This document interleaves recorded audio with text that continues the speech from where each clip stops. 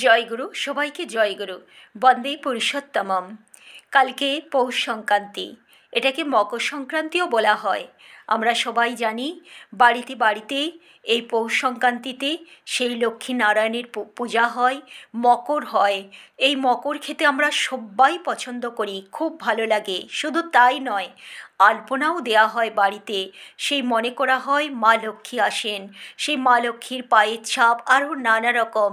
তারপর আমরা সেই ছোটোবেলা থেকে দেখে আসছি বাড়িতে সেই তুলসী তলায় ধান দিয়ে, সেই এর মধ্যে ধান ধান দিয়ে সেখানে নানা রকম মই, চালা, কুলো কত রকম তৈরি করা হয় আলপনার মাধ্যমে, দিয়ে পুজো করা হয়। আর আমরা সেই ছোট্ট থেকে দেখেছি সেই কী আনন্দ ওই মকর খেতে। তারপর সেই যাদের জমিতে জমিতে ধান বাকি থাকে তোলা, সেই ওই দিনই যেন ধান তোলার হিড়িক পড়ে আর মকর সংক্রান্তির দিনই মকর করা হয়। আর অনেক বাড়িতে ওই মানে বাড়িতে শুধু নয়, অনেক জায়গায় ওই দিন নবান্নও প্রসাদ খাওয়া হয়। নূতন ধান ওঠার জন্য সেই নূতন ধানে, নূতন চালে সেই নবান্ন করা হয়। তো আমি যেটা আলোচনা করব, পরম প্রেময় শ্রী শ্রী ঠাকুর অনুকূলচন্দ্র এই মকর সংক্রান্তির দিন গোল তাঁবুতে বসে আছেন। সেটা ছিল 1950 সাল। সেদিন পৌষ সংক্রান্তি, মকর সংক্রান্তি। হাউজার ম্যানদা শ্রী শ্রী ঠাকুরকে জিজ্ঞাসা করলেন যে ঠাকুর, আর আলপনা দেয়া হয় কেন? তখন শ্রী শ্রী ঠাকুর বললেন চারুশিল্প বজায় রাখার জন্য।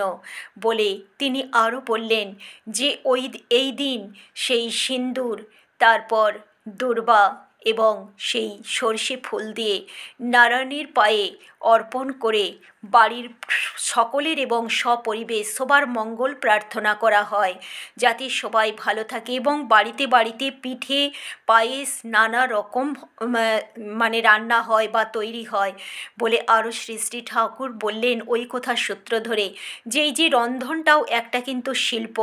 তখনকার দিনে এই সব শিল্প বজায় রাখা হতো যাতে মানুষ আরও সম্পদের অধিকারী হয়ে ওঠে, সম্পদশালী হয়ে ওঠে বলে আরও তিনি বললেন যে এই দিন গরুকেও খাওয়ায়।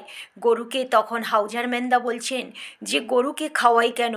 তখন শ্রী শ্রী ঠাকুর বললেন গরুকে এই কারণেই খাওয়ানো হয়, গরু তো আমাদের পালন করে, তাই গরুকে পোষণ দেওয়া আমাদের দায়িত্ব কর্তব্যের মধ্যেই পড়ে। আমরা ছোটোবেলায় মায়ের দুধ খেয়ে বড় হই, তারপর আমরা কিন্তু আর মায়ের দুধ না, গরুর দুধের উপর নির্ভরশীল হয়ে আমরা বেঁচে থাকি। গরু আমাদেরকে সেই গরুর দুধ থেকে আমরা পুষ্ট হই, আমরা শক্তি পাই। আর সেই জন্যেই এবং মহিষের চেয়ে গরুর দুধে দেখা গেছে বুদ্ধিবৃত্তি, মেধাবৃত্তি সব কিছুরই সেই বিকাশ ঘটতে দেখা গেছে। তাই গরুকে এই দিন খাওয়াতে হয়।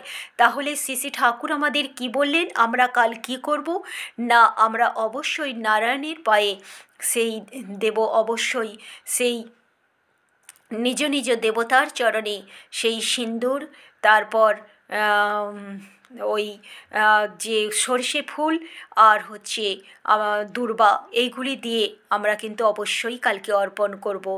আর শ্রী শ্রী ঠাকুর যখন বলেছেন আলপনাও যে যার সাধ্যমতো দেব, পিঠে এই পিঠে পার্বণ বলা হয়, আমরা যে যার যেমন সামর্থ্য পিঠে, পায়েস, পুলি তৈরি করে নিজেরা খাবো। আর আরও যারা আত্মীয় স্বজন আছে তারাও যদি বাড়িতে আসে তাদেরকেও আমরা খাওয়াবো। আমার প্রিয় পরম কোনো কিছুই বলতে বাদ রাখেননি আমাদের জন্য, তাই আমরা যতটুকু পারি তার সেই নীতি নির্দেশ পালন করার অবশ্যই চেষ্টা করব। জয়গুরু, সবাইকে জয়গুরু। সবাই খুব খুব ভালো থাকবেন, প্রিয় পরমকে মাথায় নিয়ে চলবেন, আনন্দ করবেন। কাল মকর সংক্রান্তিতে সবাই পিঠে খাবেন, সবাই আলপনা দেওয়ার চেষ্টা করবেন। আর অবশ্যই সেই প্রিয় পরম যেমন বলেছেন ব্রাহ্ম মুহূর্তে উঠে নাম ধ্যান, ইষ্টভৃতি করা, এইসব কিন্তু একদম যেন আমরা ভুলে না যাই। এই নাম ধ্যান করলে আমাদের মধ্যে কিন্তু শক্তি সঞ্চয় হয়, তখন আমরা কিন্তু অনেক কিছু কাজ ঠিক অনায়াসে করতে পারি। জয়গুরু, সবাইকে জয়গুরু। সবাই খুব খুব ভালো থাকবেন, প্রিয় পরমকে মাথায় নিয়ে চলবেন। জয়গুরু, আবারও সবাইকে জয়গুরু।